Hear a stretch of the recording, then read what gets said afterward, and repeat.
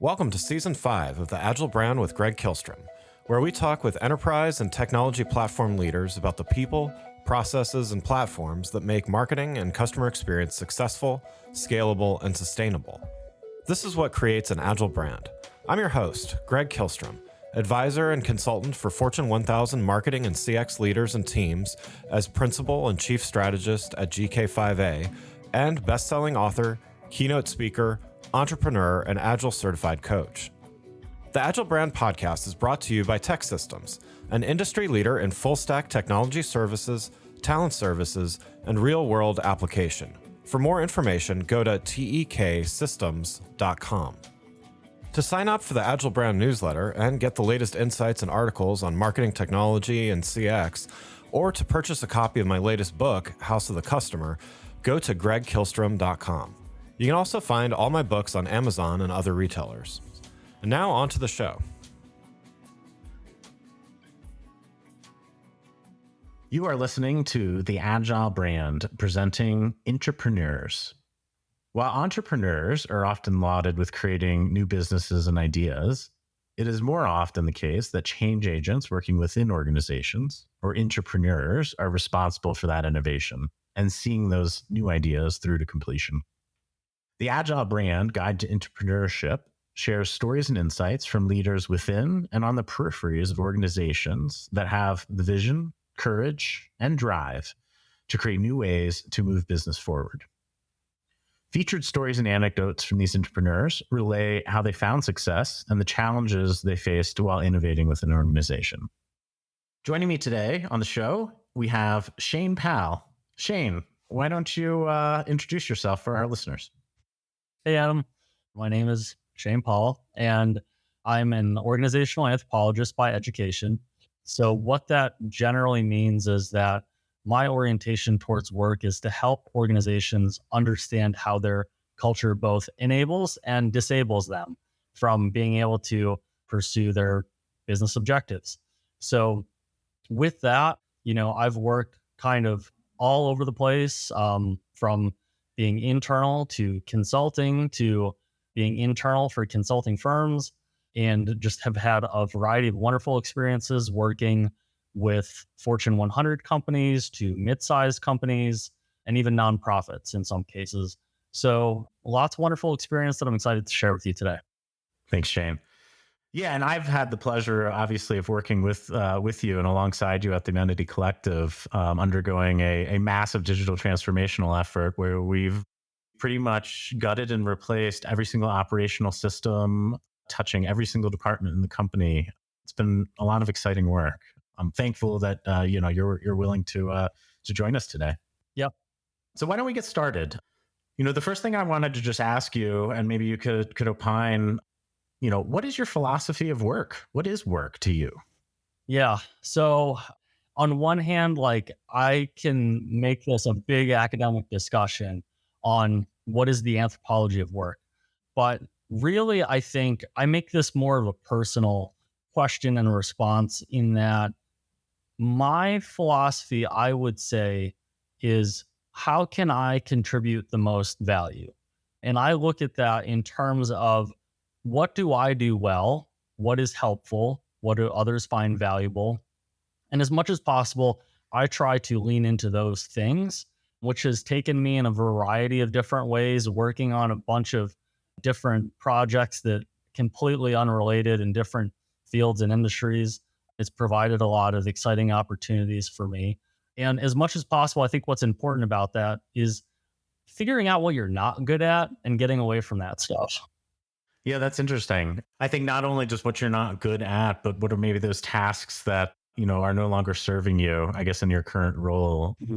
There was this book I read once by Silicon Valley founders and whatnot, but it's this kind of concept about addition by subtraction, right? You can't continue to grow if you don't kind of put aside some of those things that are no longer serving you. You have to free up the time. We only time is our one limited resource. So yeah, it's about focusing in on where you can provide the values you mentioned. So that makes a ton of sense. Mm-hmm.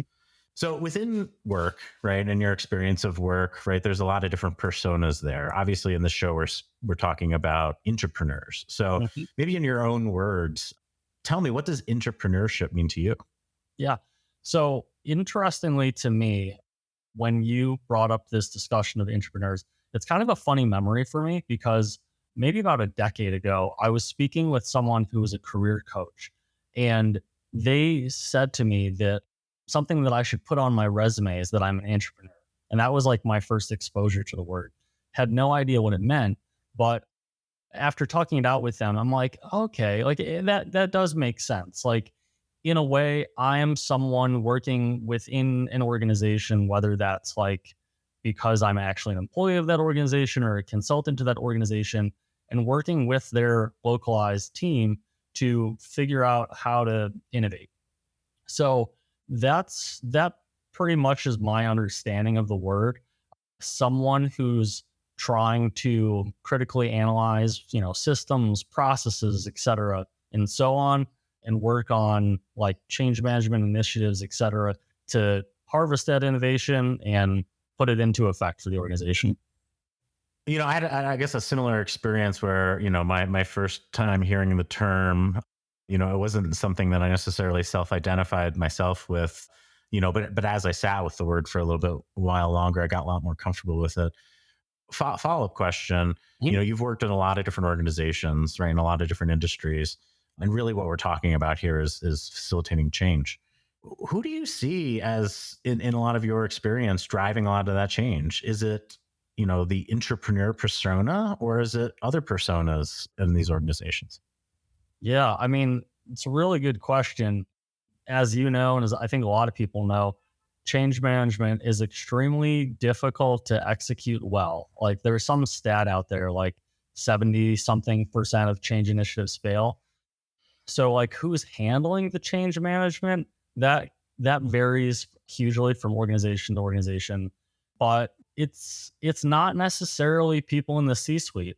It might be people somewhere in or tangential to like HR departments or IT departments, accounting. I mean, like name all of them other than necessarily the C-suite. Obviously, the C-suite plays a big role as far as being a stakeholder that needs to be brought on board with whatever the initiative is and provided with, sort of the financials on how this change is going to bring about value for the rest of the organization. But the people who are doing the change are typically somewhere in the middle to the front lines. Interesting. Now, you've worked alongside, I suppose, a lot of those frontline workers that you're referencing. Talk to me a little bit about the dynamics that you experience as a consultant coming in from the outside within some of these organizations. Maybe there's some stories you can tell about what worked and maybe what hasn't worked so well. And what about that relationship? Yeah. So lots of thoughts, lots of comments, plenty of funny stories that I can think of, I guess. But really, I guess like when it comes down to thinking about like what change management is and what makes it effective, I would say transparency is probably like the number one element that any organization can have, from, like a 3-person company to a 5,000 person company. Yes. Having transparency, mutual understanding over what change needs to be made, why we're making it, who's responsible, what accountabilities everyone has. And the singular most important thing for me that I try to stress as a consultant and also internally is like, how are we defining success? And beyond that, another element is accounting for when things fall off of the tracks. How do we get things back on track? A lot of people think about change more in terms of project management, where it's sort of like you have some sort of thing that you need to implement. They move through the cycles, they implement it, but they don't think about the life cycle. They don't think about like, does this project, this thing that we put into play, need any sort of maintenance? Is there potential for it to go awry? And how are we sort of addressing those factors? I think it's hugely important to think about how you define success and how you're going to sustain any sort of initiative that you work on. And that to me is probably kind of the crux of where most people don't successfully implement change. I'd also take a step back to say that fundamentally change management involves some sort of change that involves people. There's an element of having to identify what behavioral change is occurring for people, and how do you go about making sure that people who are part of the change journey know what they need to know in order to help implement the change. If you're not really addressing those factors fully, you're also setting yourself up for a change failure. Hmm. Hmm. Yeah, I really like kind of what you're saying, and there's a lot there that I'd like to unpack. Starting with, I heard transparency obviously being kind of key there, and maybe underpinning some of this other stuff about understanding the life cycle that you're talking about. Mhm. Maybe you could give our listeners some tactics or some other examples about, one, what do we mean when we say transparency, right? I could go on the deep end here and say, like, Ray Dalio, right, of Bridgewater Associates, right, has this concept of radical transparency. Yeah. That's probably a little out of reach, I would say, for the majority of organizations. Yeah. So where is that sweet spot in your view, that will provide people the understanding of that full life cycle you're talking about? Mhm. But, where does, I guess, the transparency stop? So, like, it's a really good question. You need to consider your audience. If we're kind of to get into the concept of empathy, you need to put yourself in the shoes of the person who's receiving the message from you about what this change initiative is going to be. So, when considering those that need to be involved in the change initiative, you really need to put yourself in their shoes as far as what are they going to need and want to know in order to be on board with the vision that we have for the organization, how this change is going to help the organization and help them. So, of course, by kind of using that framework, you can come up with what is the need to know for this individual or this band of individuals. Obviously, there's like certain stuff that's just inappropriate for certain people throughout the organization to know, and you don't really need to go into that much detail. But the thing that most people, I would say, hate about change is when they don't know why it's happening. Mhm. They feel like change is happening to them. They don't feel like they're being brought into the process, and they don't feel like they have any ownership. Ugh. I have seen 101 ways for people to botch change initiatives simply by not communicating that sort of essential information down to frontline employees, executives, or mid-level managers. Do some sort of tabulations, in the back, and figure out that it's going to save money to do this and that, or it's going to generate value for the organization in these various different ways. And they just kind of go out and waterfall down the communication on this is the change we're going to be making. People feel slighted. They feel like they're Yeah. not being told anything. They're being treated like cogs in the machine. And in that way, people can actually totally grind your change to a halt by just not participating. Because Right. again, like, if we take it a step back to who's going to do what, when, where, why, and how, if you haven't clearly defined that in your change management plan, you're going to miss that opportunity for people to feel like they're being heard and being involved as part of the process. So, yeah, unfortunately, I've seen way too many projects ground to a halt because someone somewhere knew that it was a good business decision, but didn't bring people along on the journey. Yeah. That resonates a lot, the sense of ownership, and I've had the fortune of being able to lead, different teams, throughout my career. And it's something I'm always kind of keen on, is that sense of ownership. People want to be involved in solutioning. Yeah. I think most people by nature are problem solvers in one way or another. Right. No one wants to be an automaton that just follows orders. Right. And so, in what ways, I guess, as leaders or, you as a consultant helping in organizations can kind of foster that environment, right? I guess, where people feel comfortable, that leadership feels comfortable, maybe relinquishing some of the control. And I think that's really hard because now you're starting to get into human behavior. You hit on something else in your answer about empathy, and as a career marketer and a communicator, I think that is very top of mind for me. And I often forget how difficult it probably is for a lot of people to put themselves in another person's shoes. We live in an environment where we're overstimulated. Things are getting thrown at us at work, at home, demands are increasing, right? We're always connected, right? We're constantly interrupted. It's hard to just get out of what is happening to me, right? To find that sense of peace, much less take that extra leap and put yourself in somebody else's shoes. So maybe you could talk to me a little bit more about your experiences, about where you've run into leaders that are, maybe very practiced at communicating down and going that extra mile, and in what ways for those folks that you encounter that maybe aren't intuitively doing this, how do you help nudge them along that journey? I think there's two big factors there. One is just how does the organization address training and development of management? And then another factor that's huge there is, yeah, it's organizational culture. Say you have this very waterfall type approach where you've got a director somewhere who tells a manager the outcome that they need, and then the manager goes to frontline staff and just says, "This is what I need everybody to do." And we don't really take time to consider how they're going to get there. That's where a lot of problems can come into play, because if you kind of give someone a carrot, like they might achieve that carrot, but it's like, is that thing that they achieved really wholly beneficial for the company? And this is where, like, I would say, actually, in a lot of my consulting work, it's looking at the KPIs that people have and asking them if they're really helping them to fully achieve all of the outcomes that the business is hoping to get.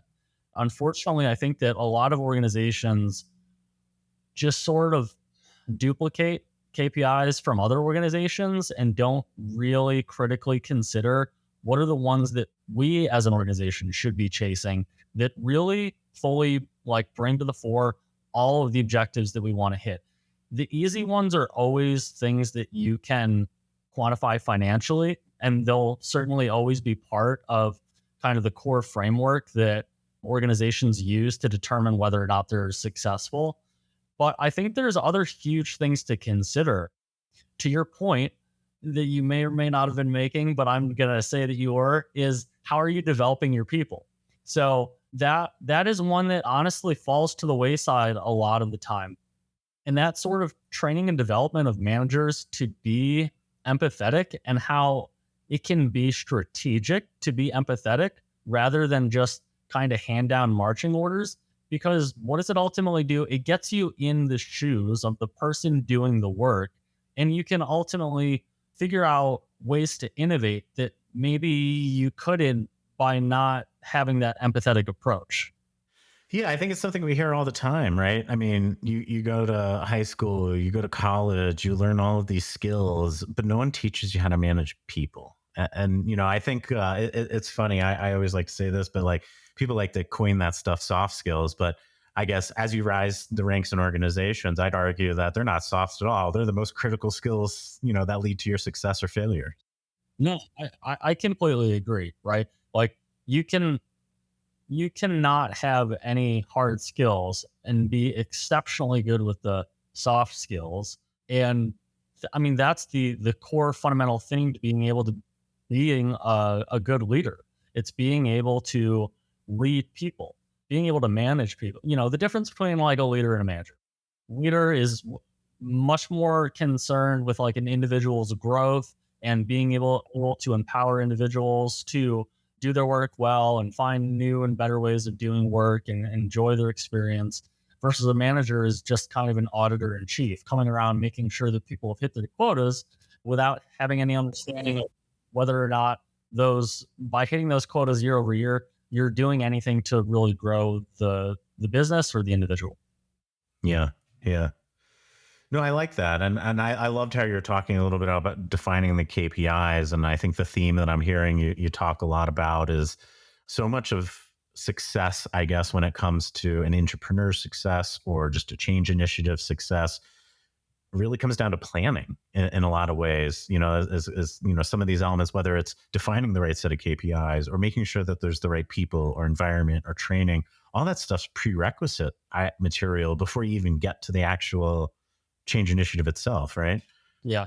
Any thoughts, I guess, generally around maybe some other pitfalls that companies fall into that maybe would limit their success with some change initiatives or innovation in general? Change management is really about understanding where people are at and what sort of training, education they will need in order to change their behavior.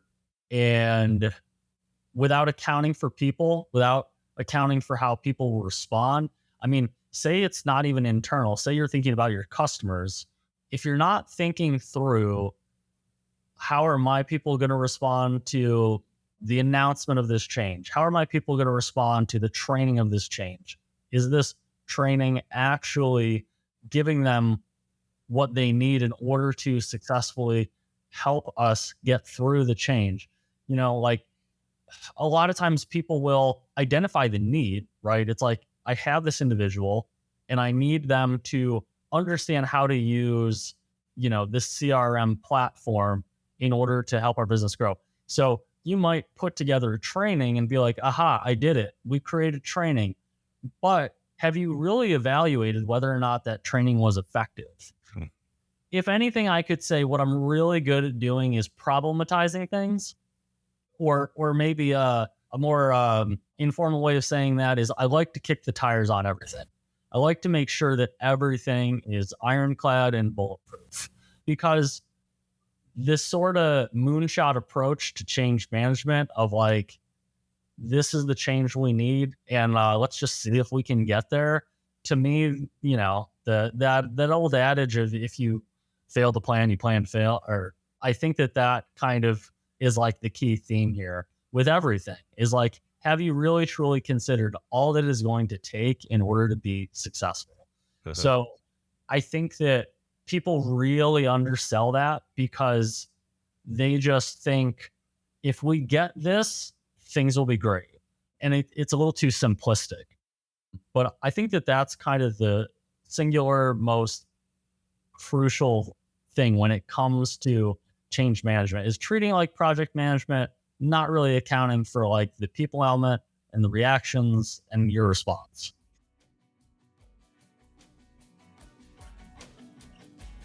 Before we continue, let's take a quick break. If you're like many marketing leaders today, you're inundated with a need to improve the customer experience across an increasing number of channels and touch points, all while ensuring your team is performing well, innovating, and continuously improving. So how do you find the time to determine what's next for you, your team, your brand, and your customers? My company, GK5A, can help. Whether it is advisory services, evaluation of marketing technology platforms and solutions, or digital agencies and implementation partners, or assistance with creating strategic roadmaps and prioritization of efforts, we've done it all and served as an ally to Fortune 1000 brands in industries like financial services, healthcare, consumer electronics, professional services, and more. You can learn more about these services and contact us at www.gk5a. That's www.gk5a.com. Now let's get back to the show.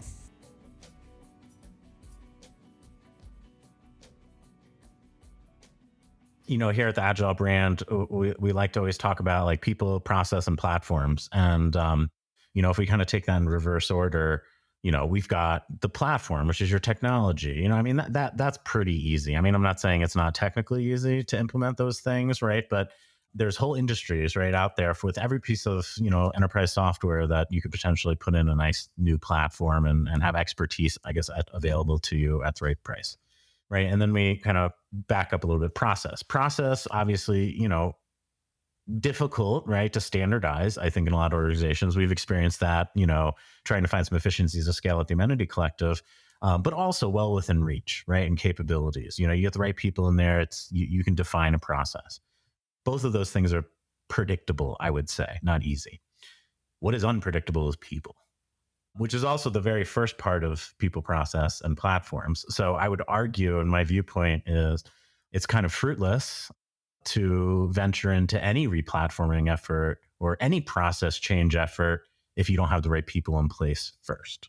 So to kind of build upon that, I'm curious, we've talked about a few, what I'll call attributes of a potential intrapreneur or a change agent or whatever you might want, whatever moniker you want to put to it, right? We talked about empathy. We talked about transparency. Talk to me a little bit about what are some of those intrinsic traits that successful change agents embody, and maybe some of those traits that lead them to either some misguidance or some oversight in some very key areas? Yeah. So I would say that conscientiousness is probably one of the biggest things coming back to soft skills, because you need people who are really empathetic, really want to do right by the organization, and people above them, same band as them, and below them.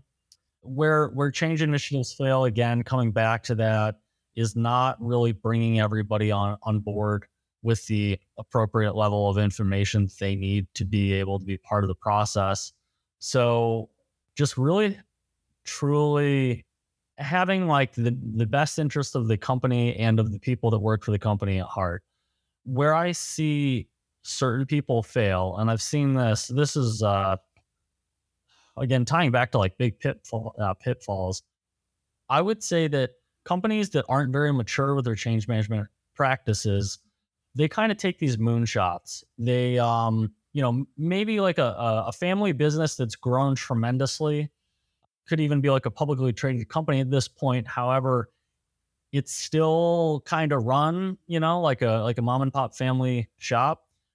They tend to go out and get the really shiny object.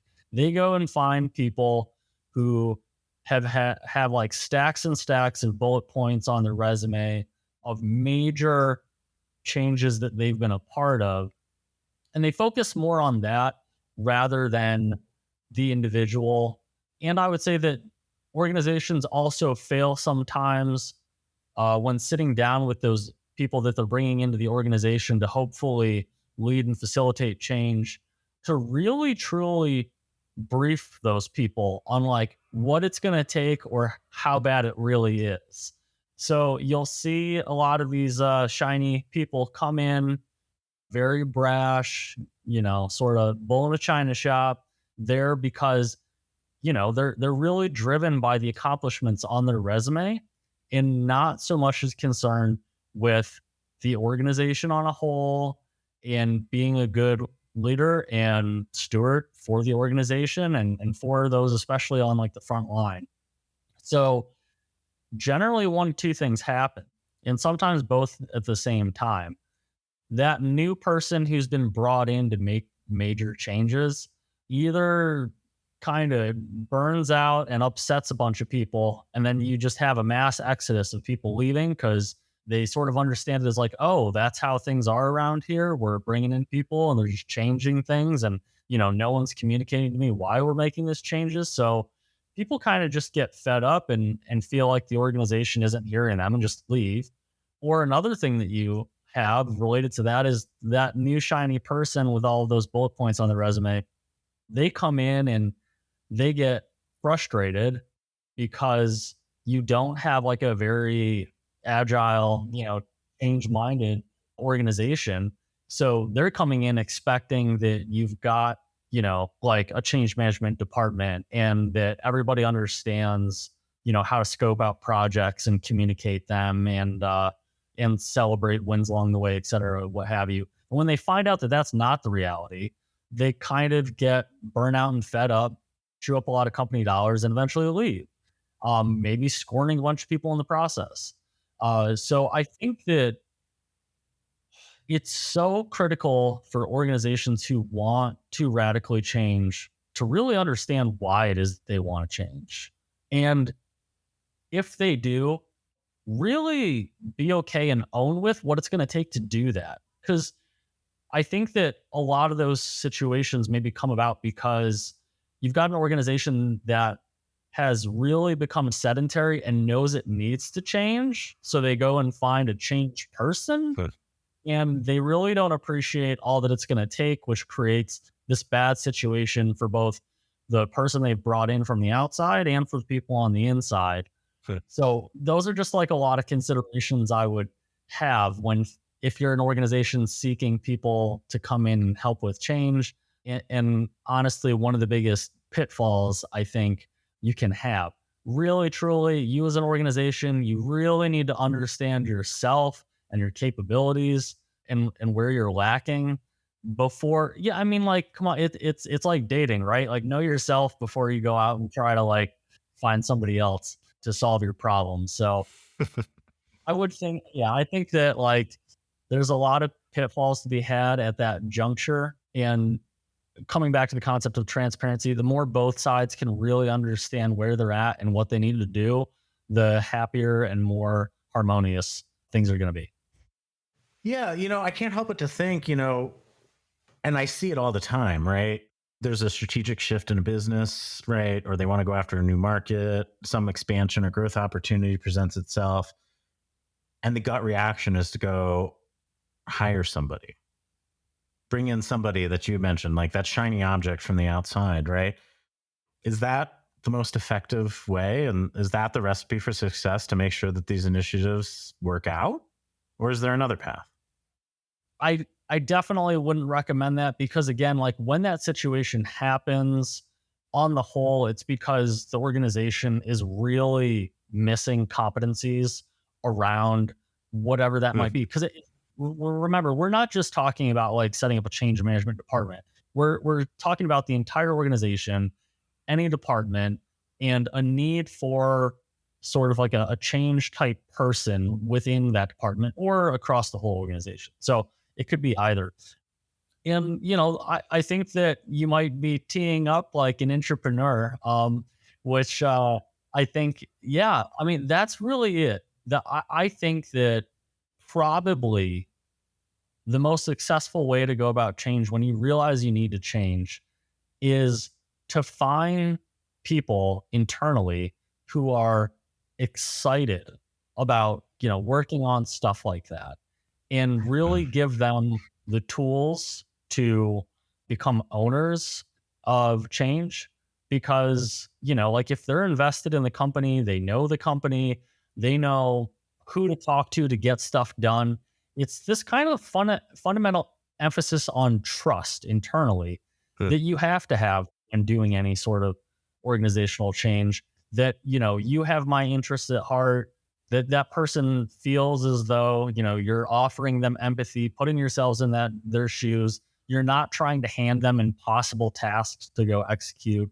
I think that wholly like being able to nurture the relationships that you have internal to an organization, put people in seats of power who have the ability to grow and lead. Like, I think like history's proven that's really the best way for most organizations to go about change. For sure, for sure. Not always possible, as you mentioned. You might not have those capabilities right internally, so you're forced. That's, I mean, why there's a consultant industry. It's in a lot of ways too to help bridge that gap. But you're right. I think history has proven that. I just recently reread the book Good to Great. Classic. It's gosh, what 20 years old now at least. But the tenets ring true, right? And for anyone that hasn't listened to it or read it, right, definitely go pick it up. Great business literature. It is, in summary, you've got 11 companies that significantly outpaced the market, right? Completely reinvented what might otherwise be considered a boring industry. And they did a very data-driven comparison of those successful 11 companies against, a peer set. And that's one of the conclusions they drew, I think is a lot of these leaders, what they might call level 5 leaders or whatnot, embody a lot of these traits that we're kind of talking about, but that they originated from inside. They weren't the hire that had a accompanying press release, right? It was a lot more humble, and I think, I think that's certainly something that I've witnessed, in my own experiences as well, on those successful change initiatives. To your point, it is trust. It's all about people. It's all about relationships, and change can't happen in a silo. It can't happen singularly. You're talking about the whole organization. So it does take an army, and it's who can rally, those troops the best. Let's talk a little bit more about, staffing for change. We've talked a lot about different roles, maybe some attributes, but, what does it take? What's a team makeup look like for a successful change initiative in your experience? Oh man, I would say that varies so much depending on the scale of change. And I've been a part of so many different configurations for that. But I think like what really truly matters, I'm going to try to simplify like the essence, is you have to have someone who's got symbolic authority, like at the very top, like the person who's communicating the why we're doing what we're doing. Yes. And then from there on out, you have to have, someone who's like a layer down, who is a trusted individual, as you were saying, who has like authority in terms of like, this is what we need to do. That person is kind of going to be the point person to anyone else kind of mid-level who is making sure that change rolls down and is done successfully. And you got to have like a feedback loop.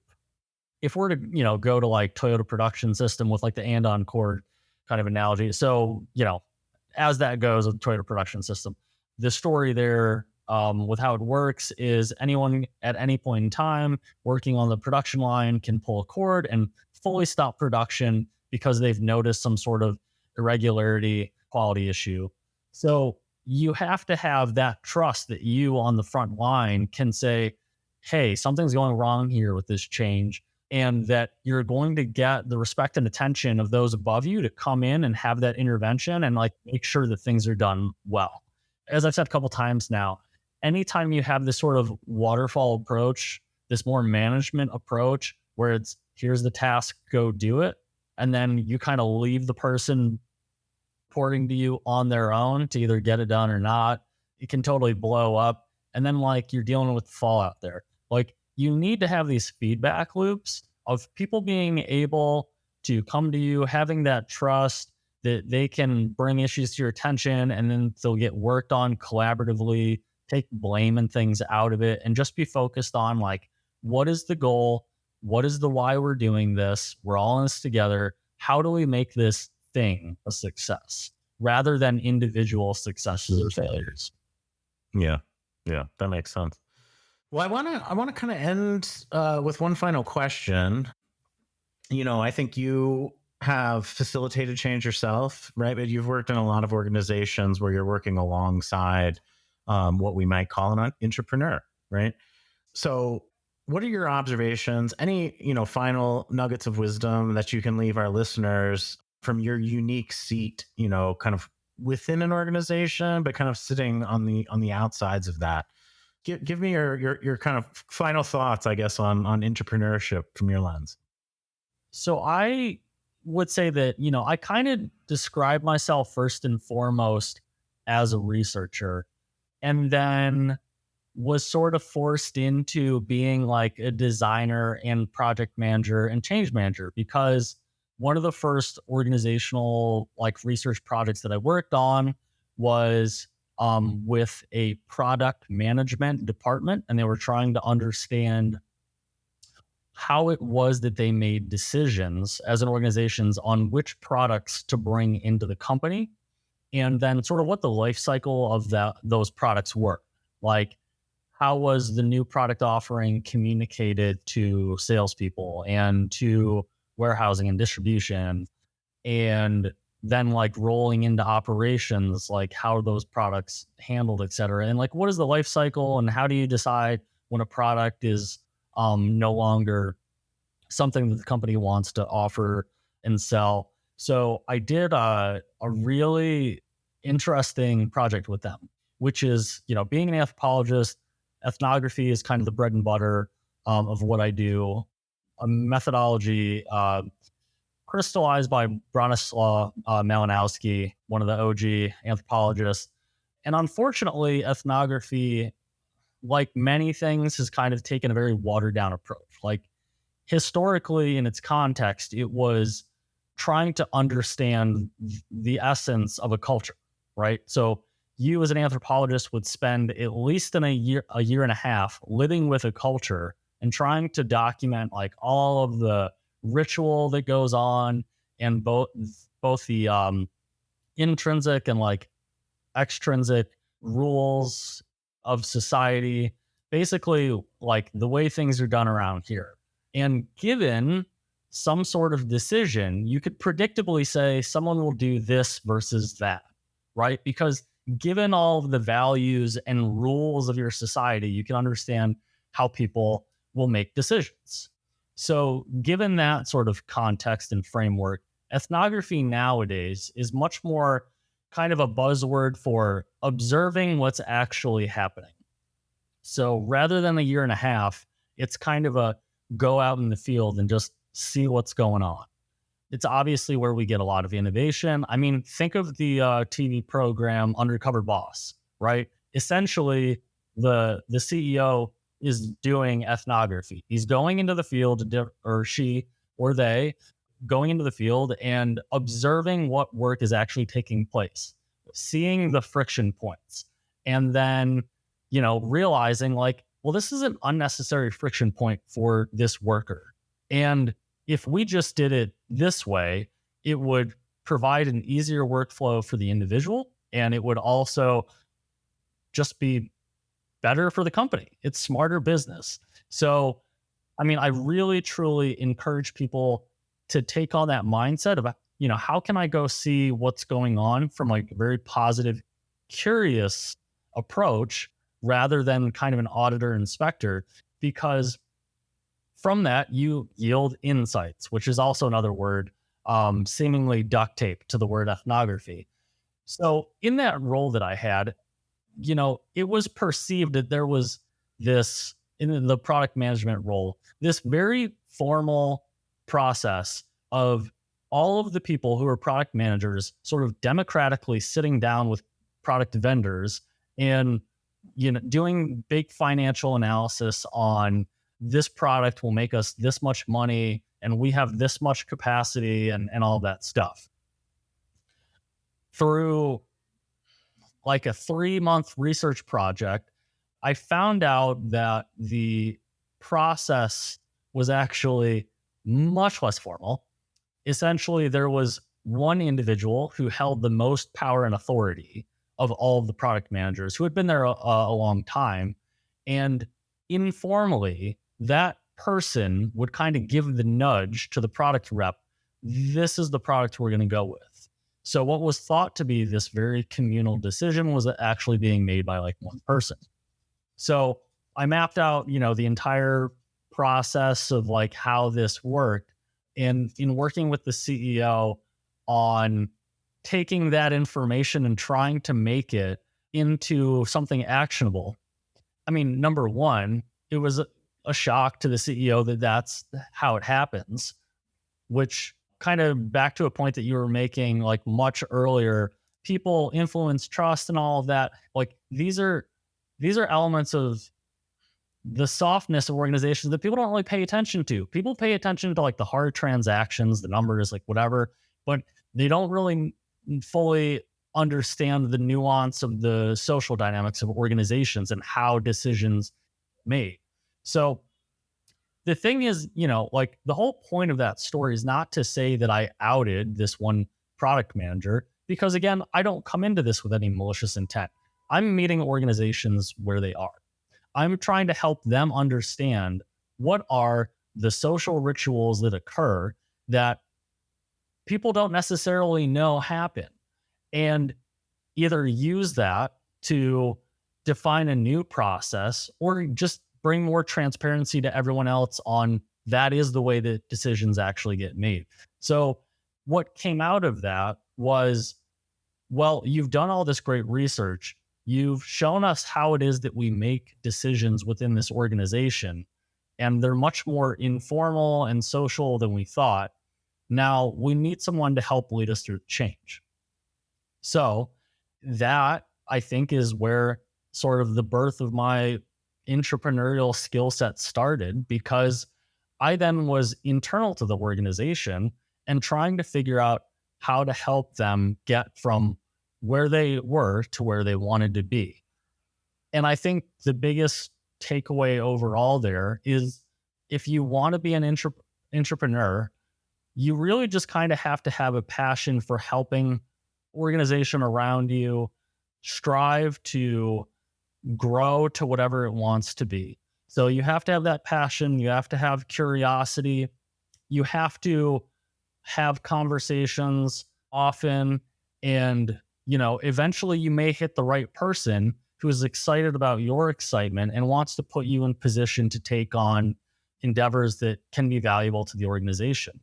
And that's really how it worked for me. I mean, like I took that research project, turned it into like a 7-year career, and I continue to learn all of the time. Again, coming back to my mantra of how can I provide the most value to an organization? It's always thinking about like what sort of skill sets can I enhance for myself that's going to help organizations to, achieve whatever it is that they want to achieve. And that's where, currently I would say I'm really stuck on the idea of being a facilitator. So I'm learning a lot about, like how to run the most effective meetings, how to get people from big abstract ideas to decision points and feel good about them too, right? And also that they're actually savvy decisions. It's not that you're forcing people to make decisions about something and then it's like, oh no, we haven't done the financials on this. Like this could be bad. Like we decided to change the whole company color scheme from green to blue. Like it's not anything like silly like that. But I think if you want to be an entrepreneur, you have to be an excellent facilitator. You have to be able to take big abstract ideas and help whoever your stakeholders are codify what needs to be done and give them a roadmap to go do it. Lots of great insights in our conversation today, Shane. I want to thank you so much for joining us on the Agile brand presenting Intrapreneurs. For any of our listeners out there that might be inspired by some of the things that you said or might want to get in touch with you with additional questions, how can they reach you? Look me up on LinkedIn. I am Shane D. Pahl, organizational anthropologist. That's probably the easiest way to get in touch with me. But anyone who wants to talk about anything that we've covered or adjacent, happy to do so. I love hearing from people who've had similar stories, similar experiences. If you're interested in facilitation, that's a huge one for me right now. So would love to speak to anyone about any and all things. Great. Thank you so much. Thanks, Adam. It was a pleasure. Thanks again for listening to the Agile Brand with Greg Kihlstrom podcast, brought to you by Tech Systems. If you enjoyed the show, please take a minute to subscribe on your podcast channel of choice and leave us a rating so that others can find the show more easily. You can access more episodes of the show at www.gregkihlstrom.com. That's GREGKIHLSTROM.com. To get a copy of my latest book, House of the Customer, visit my website, or you can find it on Amazon or other retailers. The Agile brand is produced by Missing Link, a Latina-owned, strategy-driven, creatively fueled production co-op. From ideation to creation, they craft human connections through intelligent, engaging, and informative content. Until next time, stay agile.